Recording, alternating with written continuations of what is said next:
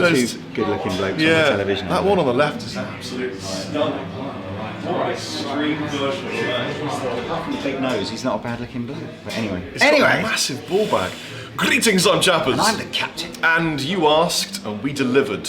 Which rarely happens. But sometimes it does. It does. So you said, after we did most expensive Les Paul versus cheapest Les Paul, you said, what is the difference between the cheapest Gibson Les Paul and the dearest Epiphone Les Paul? Full stop. Full stop, that's what you said. And we went, that's a great idea. That's a great idea. Let's do that. So, and it's quite simple and easy to choose as well, because the cheapest Les Paul in the current 2017 USA range isn't that one at all.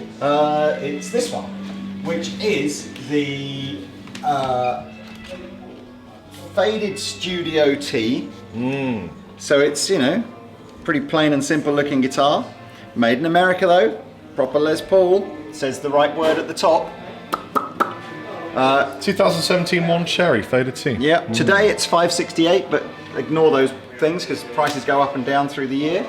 And now Epiphone was a bit harder because there are some signature sort of Les Pauls and things that probably are a little bit dearer, but the dearest like stock Epiphone Les Paul standard. So we're on dodgy ground already then, well, because there might be a more expensive one.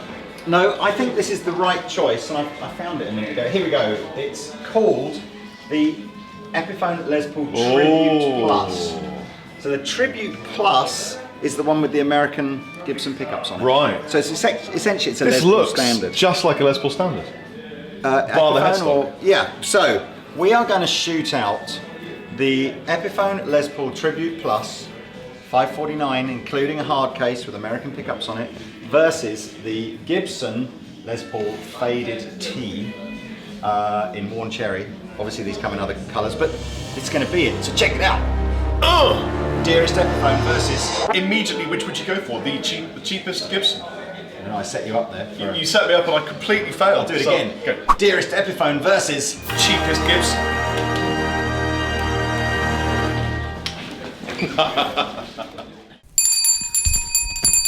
Fight!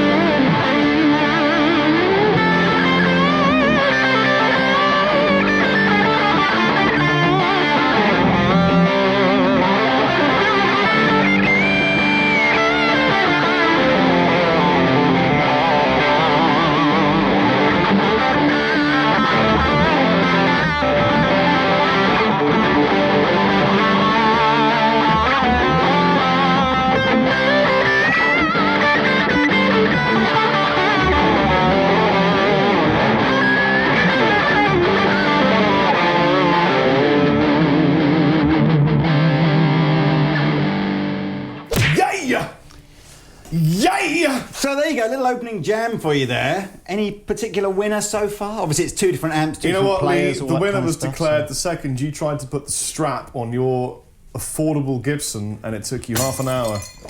Well, I just said, I don't know if you blame that on the little hole or the big thing. But personally, I tell you what, despite the fact that it took me a little bit longer to get the strap over the buttons on here, who's more confident now that they aren't coming off? Go on, you do that. Go on.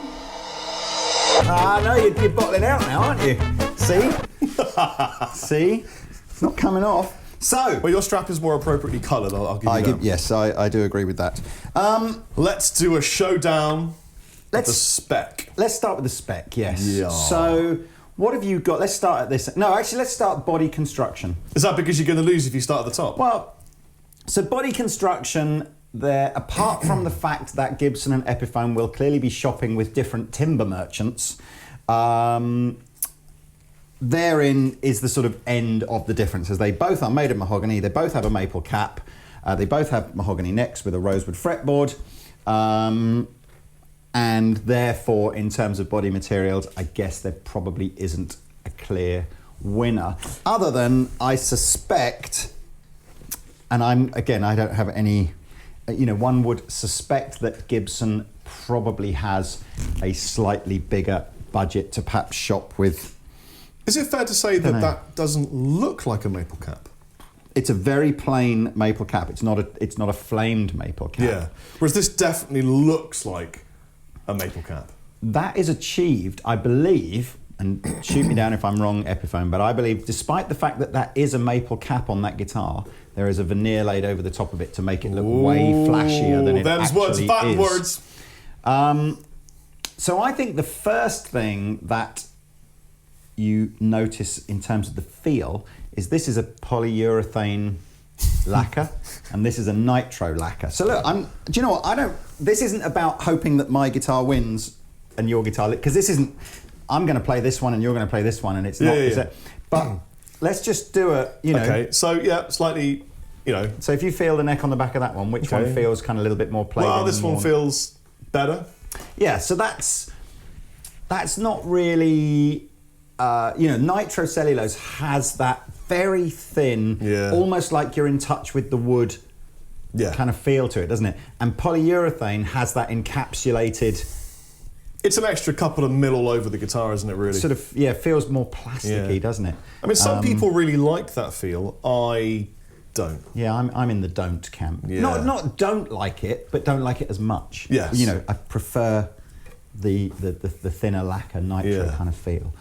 Okay, then looking at the neck as we are, this one is beautifully bound. Rosewood, I'm guessing rosewood fingerboard. Yeah. Topical. Beautiful inlays. I mean, you'd be forgiven if you do this. If I said, it's a Les Paul standard, you go, well, it probably is. Yeah, I mean, it's, as you say, it's a really nice dark piece of rosewood. It's really nicely bound. The crown inlays are, I believe, plastic on the Epiphone, whereas if you shopped up the range a bit, you might get something a bit nicer. But again, on the Gibson, of course, they're just dot inlays. There's no binding. Yeah. The fretboard even looks lighter coloured, not that. And I guarantee if you put some oil, like lemon oil on that, it would absolutely bling up a little bit. Yeah. But visually speaking, I'd give that to the Epiphone. Winner! Over the Gibson, assuming that, sort of that's your thing. Yeah. And also frets on top of the binding rather than binding on top of the frets. Now, which way round do they do that? Which way round do you prefer? That's... Gibson keep changing it on the US range as to which one is the which way they do it. I'm trying to remember in the 2017 which way round it is. I think it's frets over the binding currently, isn't it? Rather than, apart from on the traditional models where I think it's frets under. So you get a little bit more fret, so you're less likely to kind of go that special sound. Both of these guitars have got the sort of 60s slim taper neck profile. And there's no real better or worse, is there, on a neck profile? Right. It's only what you prefer, but they feel pretty similar in terms of their neck carve. My guitar comes with Grover locking tuners. My guitar comes with Clusen vintage style, with the tulip machine head. So in terms of performance, hands down, Epiphone wins. Winner! Although, can I be forgiven for liking the look of those a little bit more? Yeah, and I've got the same tulip Clusen tuners on my £4,000 Les Paul standard, and I absolutely don't go, oh dear, the thing doesn't stay in tune. It's like, I think you're probably going with locking machine heads. The big benefit with locking machine heads is how much faster they are to restring, aren't they? Right. Well, that's true. That's absolutely So that's what true. you've got. I think the gear ratio on the Grovers is better as well. In other words,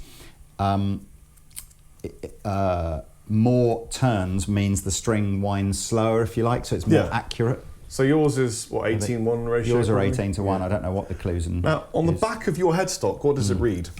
Mine has a really long serial number, like a 9-digit, I think. 9-digit serial number. And then embossed in, it says Made in USA 2017 model. Okay, well, mine doesn't have a long serial number, but it then just says handcrafted in China. Now, does that make a difference to people? It has an enormous bearing on the cost of making a guitar. As guitars are by their very nature quite labour intensive, and labour in China is gigantically cheaper than labour in the States. But I guess it's a sales feature. I mean, if you say, well, I've got 2 guitars, you haven't seen them yet, one of them's made in America, one of them's made in China, the majority of people are going to go, well, I'll take the one made in America. It's hard to say now, isn't it? I mean, America has a heritage of building guitars going back 100+ years. And so there's always been this thought that the labour pool in America would have more experienced and more talented luthiers than perhaps if you go to China. Now, I guess the longer that China makes guitars, the potentially less relevant that becomes, as China will ultimately have luthiers that perhaps have been making guitars for 20 plus years now over there. But I think it's still deemed that in the more mass-produced factories that Epiphone would typically be using, that maybe the lutherianness, whatever the quality of it would be higher. But that, again, it'll be overlooked by people who are sent over to watch the factory as they work. I mean, most of these factories. I mean, we know from our own experience with Chapman that the experience of the each individual in the factory makes an enormous difference to the quality of the product that comes out. You know, but so. What about pickups then? What have you got? So we've both got American pickups here. I've got the Burstbucker Pros, and you've got Classic 57s. Okay. Now, again, Classic 57s appear on various American-made Gibson Les Pauls over the years. Essentially, the Tribute Plus model is a normal Epiphone Les Paul standard that you pay, 400 quid for or whatever, with a hard case and American pickups. This comes with a hard case? Yep. Does that come with a hard case? No, this comes with a gift bag. Winner! I've got 4 knobs. Well, hang on, let's just do hardware, because I've got to be honest with you, I'm not entirely sure. I vaguely remember something about the Tribute model possibly having the sort of the same hardware as a Les Paul standard. But I'll be honest with you, it's nigh on impossible to tell the difference visually between the Tone Pros kind of hardware that's on the American stuff versus the Tone Pros hardware. Well, neither of these are locking, are they? So I've got one where you would you've got what is it when you've got the little Allen key adjustments either side here, whereas you've got the screws. Oh, I see. Yeah, and actually, come to think of it, the screws, a bit of a pain in the ass, because if you leave the strings on and you want to adjust, you always get the little dings where the screwdriver sits in there. Yeah, it chips the it's much better with an Allen, doesn't it? Much better with an Allen key. But I don't think either of us have got a locking tail piece or anything. So as soon as you take all the strings off, everything just falls off. Now mine comes with the correct lack of pickguard. Winner! Well, mine comes with the correct addition of a pickguard. Winner! If you wanted to take that pickguard off, you'd get left with a wormhole here and a wormhole here. Right. And if you wanted to put a pickguard on, what would you do? I would shoot myself in the head. There we are, you see. Do you want to hear a funny story about pickguard? Yes. When I first went to a guitar shop in Trowbridge in Wiltshire called Stag Music, which was my haunt as a 16-year-old young lad, I wanted to buy a Les Paul type guitar. It wasn't a Gibson. And they only had tractors. No. It must have been so disappointing. They were all second-hand guitars. I got so many stories about this shop. And I picked one up and I went, oh, there's a hole. And the shop owner, who was called John, who was a lovely guy, he went, yeah, see what happened there, Rob? Woodworm went in there, and it came out there. It doesn't make a difference to sound, though. It plays great. And I was like, oh, right. Wow, at least it got out, I had no idea at all. Absolutely none. Let's hope that he was just joking. He was joking. That's a worry, isn't it? That a guy who's managed to open a guitar store. But so yeah, electronically, I think you might win. Because all I've got are... Exactly. Then fail. Again... Fail. Maybe you'll win. Well, there we are. Shall we... Do you know what? Why don't we take a small intermission here? Not intermission, but let's show the people how unbelievably easy it is to sort out what happens when the knob on your Les Paul isn't quite tight enough to the pot that's inside. So pop the plastic knob off again, get a flathead screwdriver, pop said flathead screwdriver in between the two bits, widen very, very slightly, put plastic knob back on. There you are. That's great. Now not coming off. Oh, I learnt a thing. I really enjoyed it. You knew that. I did. But that felt great. There's very, very little stuff. Which is one of the things I love about the guitar, being a bit of a Dullite myself. Dullard. Which is the right one? Dullard or Dullite? Luddite. Luddite. Or Dullard. No, I'm a Dullite. I've invented a new word. Is that almost everything on an electric guitar is incredibly simple mechanical engineering. And anybody that, has got half a bit of confidence about just going, I'm just going to go in with a screwdriver and Allen key and a spray, a bit of WD-40. You can fix almost anything on a guitar like that. But there we are. Oh, I got one for you. digress. I got one for you. Yes. Are you a Les Paul fan? Huge Les Paul. Are you a Lester Paul fan? Wouldn't say I'm a big Les Paul as an artist fan. No. Oh, okay.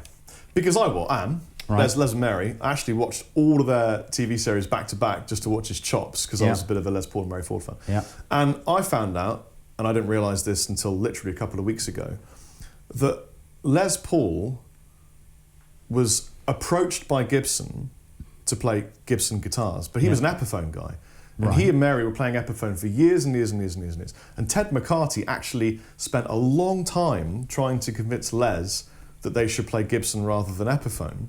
And eventually, because they had a guitar called the Ranger they were working on, which is a really small version of what became the Les Paul. Right. And eventually, they persuaded Les, but the prototypes took so long to make that they said, you know what we'll do is just take your Epiphones, sand off the headstock, and then we'll stencil Gibson on them, and then you do that until your prototypes arrive. I did not know that. That is a fact. Wow, fair enough. Don't let me forget to talk about the headstock again before we finish this sort of shootout here. But show me your pickups and kind of what the push-pull things do. Well, again, I'm using the Husankirtner. I hope that was an appropriate German accent. Actually, oh, really? I thought it was Nigerian. No, but, anyway. Bawani. No, I actually really enjoy German accent. I think it's kind of nice because it just reminds me of beautiful German food. What did in my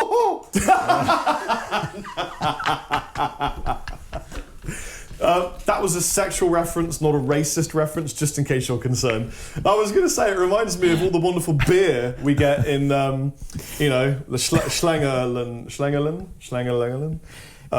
and all the burnt beer and stuff. It's great. On with it. Anyway, we love German food and stuff. No, we don't. German food's revolting. German what are beer's you talking great. about? They just boil cabbage and put potato in it. It's just horrible. What do you think British food is, mate? Well, that's true. It's Indian, isn't it? Yeah, actually, that's to be fair. Our main food is Indian food, which is even better. Yeah. Old cultures make great food. Yes.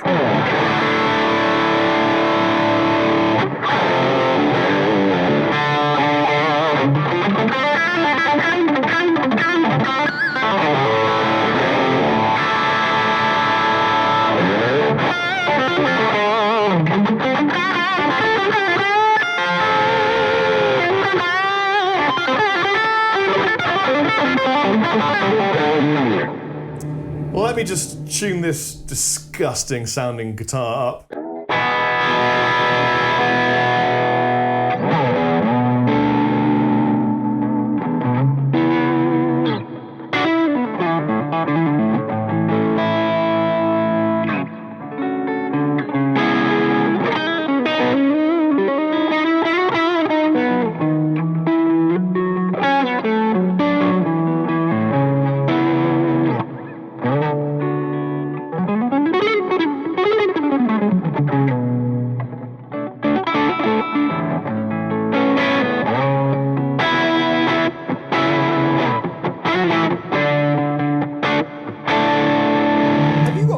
On there? I was going Les Paul at the end. Oh, okay, I cool. have. I was just about to do a little bit of that for you as well. I suddenly thought to myself, maybe I misread the manual, but it no. It has Let's tap them both out and put it in the middle.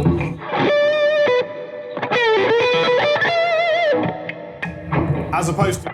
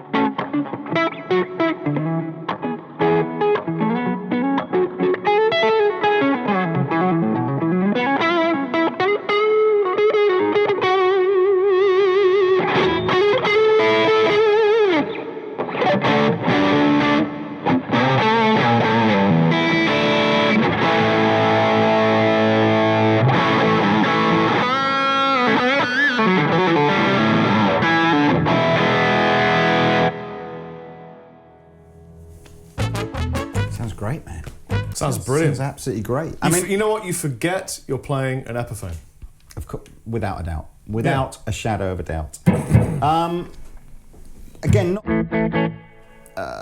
my guitar doesn't have coil taps on them, so I have a much simpler set. You know.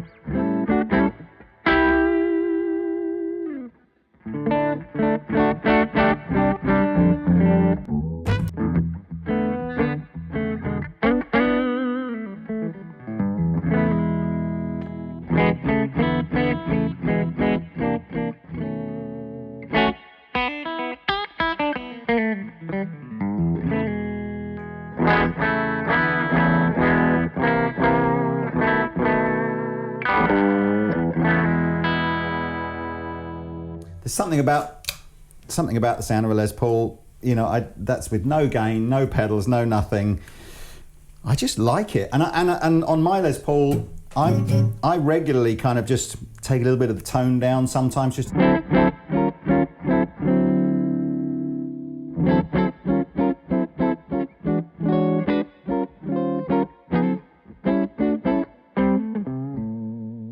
I think there's a lot of tones in Les Paul. Great. Now, all you have to do with any nice Les Paul is just add dirt, and the thickness comes.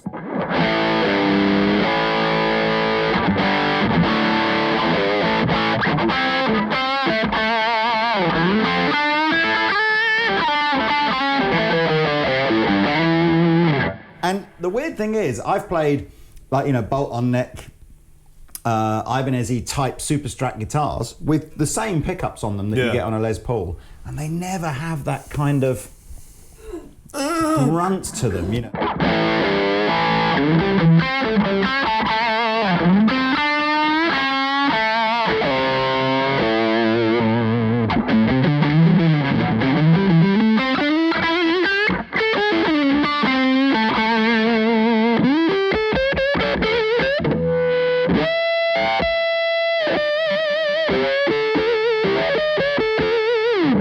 Go on, then, let's swap over. Well, so before we swap over, let's just finish the last and often talked about feature on a Les Paul, which is the headstock shape and the headstock angle. Interesting you should mention that. So headstock shape, of course, we've talked loads and loads of times about why it is that Epiphone don't copy the shape of the headstock more accurately, because I think it's sort of generally agreed that the tulip sort of shaped head on a Les Paul is more attractive than, well, how would you even describe it? It's like the sort of. Well, yours is an open book. Off, That's what it's supposed to represent. It's like an open really? book. Yeah, I hadn't even thought And this that. looks like a bun.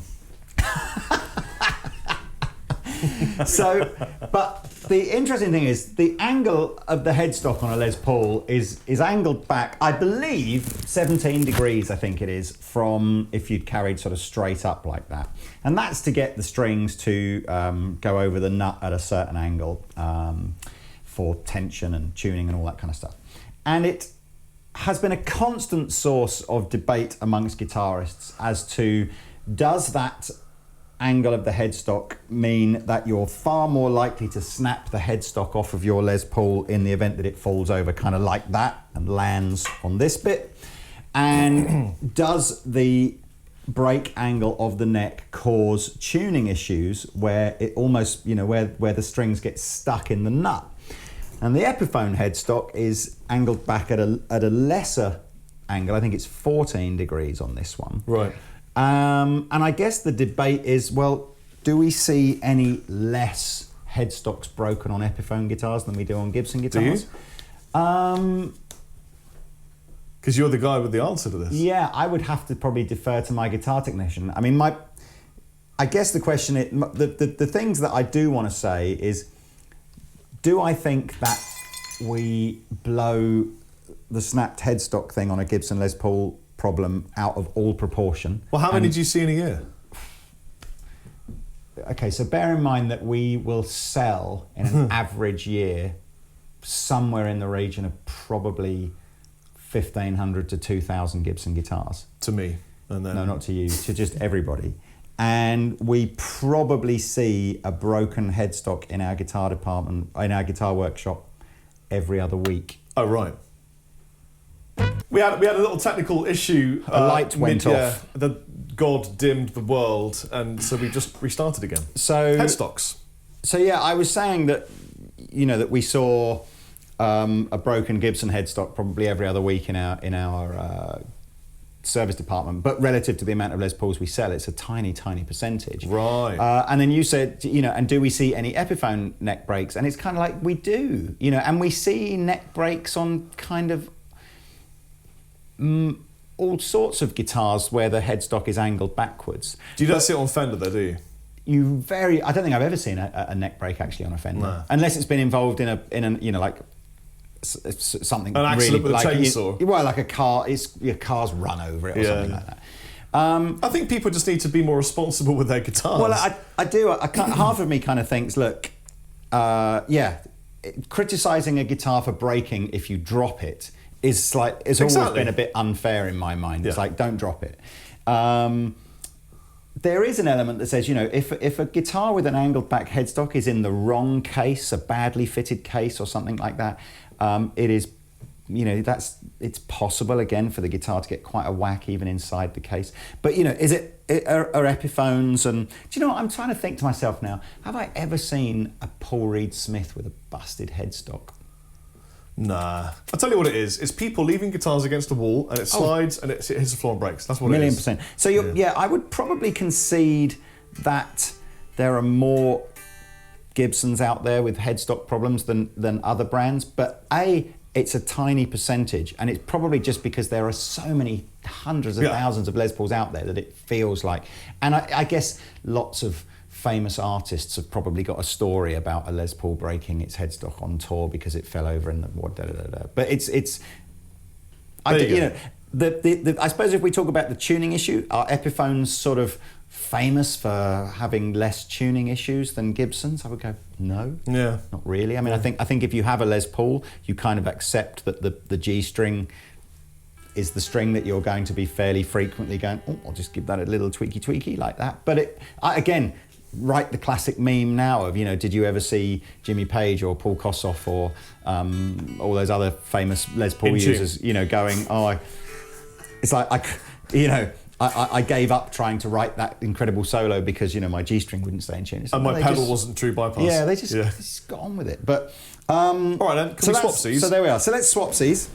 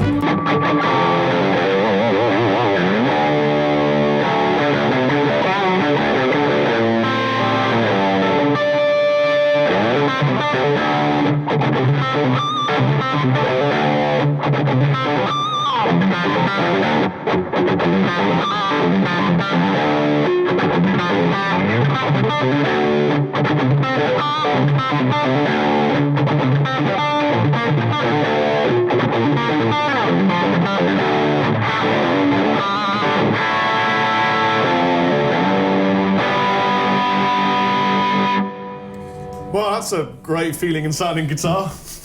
I know where this conclusion's going, I think. But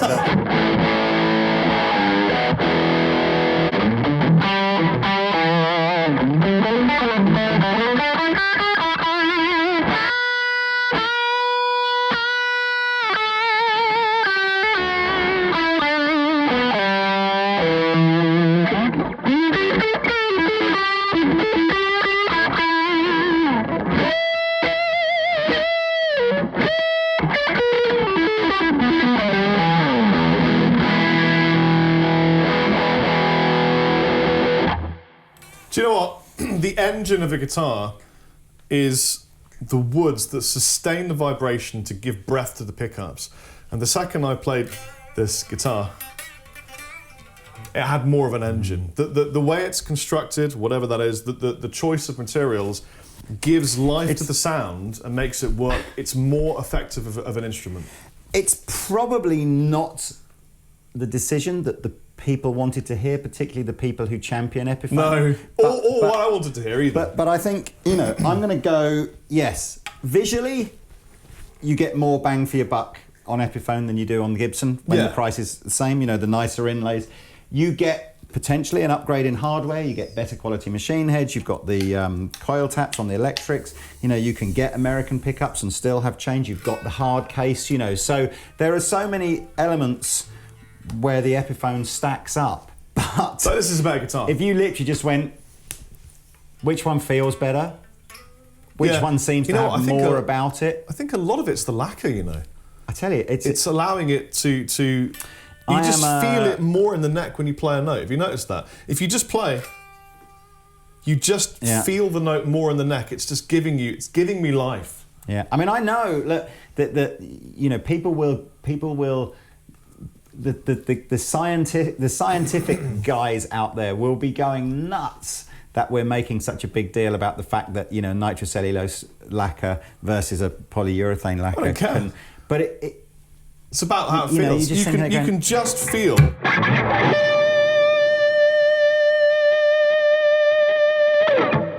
You can just feel the way a guitar reacts to the vibrations, and this one just is giving back. I think that's the difference. That one doesn't give back as much. Yeah. It is a great guitar, but this one's really just giving back all the time. It's just continually working with itself to give you great harmonic sounds. So I guess if the ultimate prize goes to the guitar that you and I would just say, if you had the two, which would you choose? I'd choose this one in a heartbeat. That's the winner, isn't it? And I hate myself for saying it, because I was so sure that would win. I was absolutely... And it's a great guitar. You can't take away from it. It's a brilliant... Maybe, just maybe, if you put some EMGs and a Floyd on it, it would be better. I'm just saying. But if I had to pick between the two, having played them both in a heartbeat, it would be this one. I think what I would do is the opposite. I would go, do you know what? I'm not that bothered about having the hard case with this. I don't think putting American pickups on it makes enough of a difference. What I would do is just go, I would just have the standard version of this, and then it comes in at like half the price of this, and so you're sort of going, well, that's fair, you know. I just think by loading this up with features to try to make it compete with this one, but with this one just fundamentally, like you say, like the raw ingredients just being somehow superior. It's like getting two women. One of them's really, really beautiful, but wearing like, you know, just jeans and t-shirt, and one of them is kind of plain, but like dolled up, wearing all the nice gear and Chanel on the floor and stuff. And you're kind of going, oh, the Chanel and the gear looks great. And then you go, wait a minute, this one's the girl next door. She's wearing jeans and t-shirt and she's fit. Wow. Not as fit as my wife though. Well, you better just dig yourself out of that hole. Yeah. So there you go. Look, I hope you guys have enjoyed this video. Always look forward to seeing what you comment on.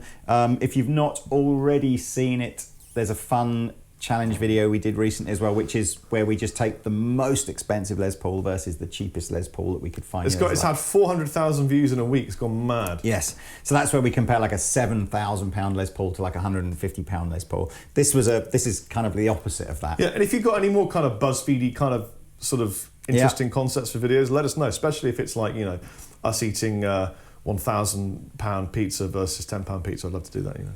Only if you deliver the £1,000 pizza. I want to see that. What would that have on Although it? actually we did talk to a guitar company recently about an idea I had, and they loved the idea. And I might roll that idea out to some other guitar brands. Yeah. The idea was that Lee and I fly to a guitar company and we're given a crash course on how they build them, and then we build the guitar at the factory and then we demo the guitar. I think it's a great idea. I'm up for anything, you know that. See you later.